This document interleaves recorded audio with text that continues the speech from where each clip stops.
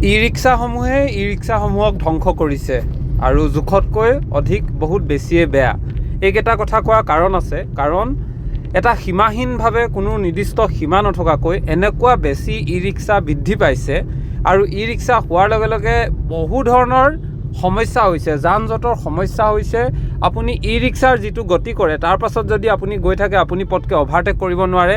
বহু ই ৰিক্সা চালকে কাণত হেডফোন লগাই এনেকুৱাকৈ চলাই হঠাৎ ঘূৰাই দিয়ে, আপুনি মানে বিপদত পৰিব। আৰু ই ৰিক্সা ইমানেই সংখ্যা বৃদ্ধি পাইছে, এতিয়া এই ই ৰিক্সাটো এটা সমস্যালৈ ৰূপান্তৰিত হৈছে।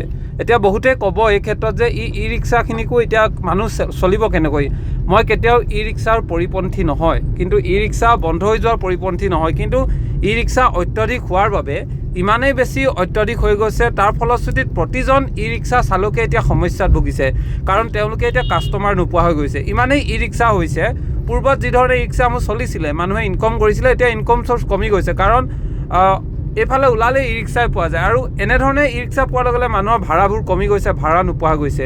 এইটো এটা কাৰণ হৈছে, কাৰণ বৰ্তমান সময়ত যদি কওঁ, আমাৰ সমাজ ব্যৱস্থাত এনেকুৱা এটা উদাহৰণ আছে যিয়ে এটা কাম কৰি চলে বা পইচা দুটকা উপাৰ্জন কৰা দেখা যায়, তাকে সকলোৱে ফ'ল' কৰিবলৈ ধৰে। কাৰণ এতিয়া এইটো সমস্যা বুলিবই লাগিব, কাৰণ মানুহৰ চলিবলৈ কোনো পথ নথকা হৈ গৈছে। সেইকাৰণে এইটো এটা চলিবৰ কাৰণে এটা ই ৰিক্সা চলাই ঘৰখন উপাৰ্জন বা ঘৰখন চলাম বুলি বহুতে ভাবি লৈছে, কিন্তু এতিয়াও বহুখিনি সমস্যা আছে।